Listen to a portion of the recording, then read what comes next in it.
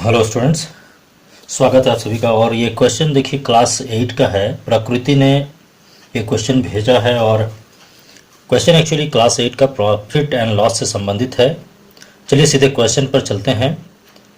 थोड़ा क्वेश्चन आपको समझने में हो सकता है समय ज़्यादा लगे या ऐसा लगे कि कुछ ज़्यादा हो रहा है, लेकिन काइंडली इसको पूरा देखेंगे।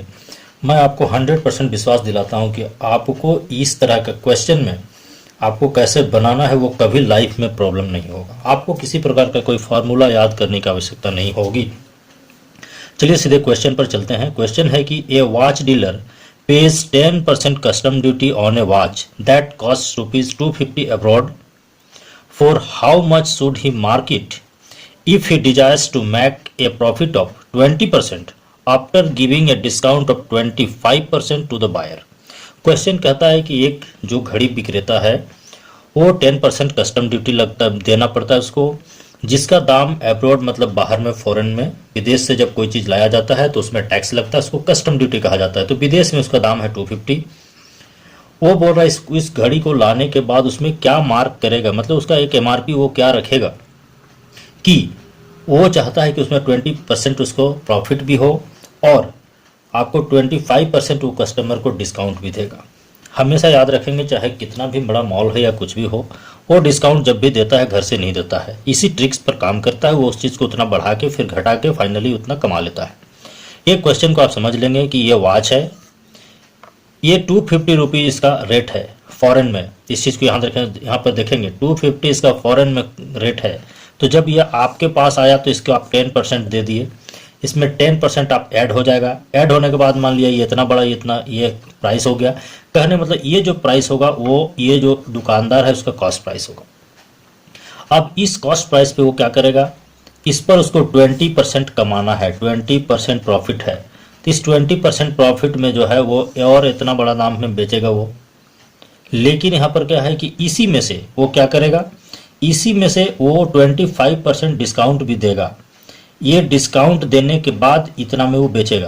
कहने का मतलब ये क्या करेगा, इसको फिर वो क्या करेगा, इसको और बड़ा दाम इसमें लिखेगा वो, और इसमें ये 25% ये आपको डिस्काउंट देगा। और इस 25 डिस्काउंट के बाद वो इसी फाइनल में आएगा, आप समझ लेंगे। यहाँ पर आपको क्या क्या मिल रहा है, देखिए ये 250 है, इस 250 पे 10% वो अब ऐड हो जाएगा, तो जो बनेगा उसका ये सीपी होगा। इस सीपी में 20% उसको प्रॉफिट कमाना है, तब ये इसका सेलिंग प्राइस होगा। इसको ये यहाँ पर एमपी मतलब मार्क प्राइस करेगा, इस पर फिर 25% डिस्काउंट देगा तो सेलिंग प्राइस होगा। यानी आप यहाँ देख लीजिए, इस कॉस्ट प्राइस से आप इस पे जाएंगे, इस कॉस्ट प्राइस के आधार पर 20% ऐड करके सेलिंग प्राइस निकालेंगे। उसके बाद आप जो मैक्सिमम यहाँ जो आपका मार्क प्राइस है, इस मार्क प्राइस को आपको पता करना है, तो इसको आप मान लेंगे x रुपीज़ है। तब क्या होगा कि इसका 25% माइनस करने के बाद जो बचेगा वो इतना होगा। यानी इसके बाद ये जो सेलिंग प्राइस होगा और इसके अनुसार जो सेलिंग प्राइस होगा, ये आपस में दोनों इक्वल होगा। इसको आप ध्यान में रखेंगे। तो हम लोग इसको देखिए कैसे इसको बनाएंगे। अब एक एक करके आप देखेंगे, आपको तुरंत इसमें समझ में आ जाएगा कि किस लॉजिक पर ये काम करता है। तो देखिए यहाँ पे अब हम लोग क्या करेंगे, price of the watch abroad, बाहर में कितना है 250 है। कस्टम ड्यूटी किस में लगा, इस पर कितना लगा 10%, दैट इज 10%, 10/100 कितना 250 का, ये आ गया ₹25। ये ₹25 जब कस्टम ड्यूटी लगा तो वो रेट बढ़ गया। यानी कॉस्ट प्राइस उसको कितना लगा, cost price of the watch कितना हो गया, 250 उसका एब्रॉड में था, 25 आपको और लगा, दैट इज ₹275। ये उसका कॉस्ट प्राइस हो गया उस डीलर का, वॉच डीलर का। अब क्या करना, आप ये तो खरीद लिया, इस पे इसको कितना प्रॉफिट करना है 20%। तो प्रॉफिट 20% किस में, जो सीपी होता है, दैट इज 20/100 इंटू सीपी। जब इसको निकालेंगे तो आप देखेंगे 55, दैट इज ₹55। अब क्या ये सीपी है, इतना प्रॉफिट करना है, इसको और इसको ऐड कर देंगे तो उसका सेलिंग प्राइस होगा। The selling price equal to कितना होगा, 275 में उन्होंने खरीदा, 55 उसको प्रॉफिट लेना है, ये मिलाकर 330, यानी वो जो है 330 में उसको बेचना है। तो सेलिंग प्राइस जो है 330 ये हो गया अकॉर्डिंग टू क्या, इस कॉस्ट प्राइस का। अब हम लोग क्या बात करेंगे, उसका जो बड़ा सा हमने बात किया था x, उस पर बात करेंगे। लेट द मार्क प्राइस वो x है। अब मार्क प्राइस कर क्या करेगा, जैसे हमने उसमें दिखाया था, क्या करेगा वो 25% डिस्काउंट देगा। तो डिस्काउंट कितना है 25%, किस पर देगा, कॉस्ट प्राइस पर नहीं देगा, वो जो मार्क करेगा उस पर देगा।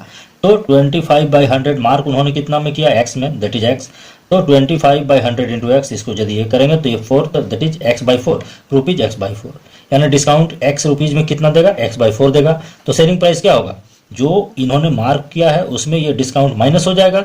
तो सेलिंग प्राइस क्या होगा इसका, यहाँ पे देखेंगे आप, selling price equal to X वो मार्क किया माइनस ये डिस्काउंट हो गया।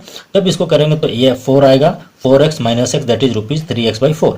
यानी इसका जो सेलिंग प्राइस होगा मार्क के हिसाब से, जो वो मार्क प्राइस उसके हिसाब से उसका सेलिंग प्राइस ये होगा।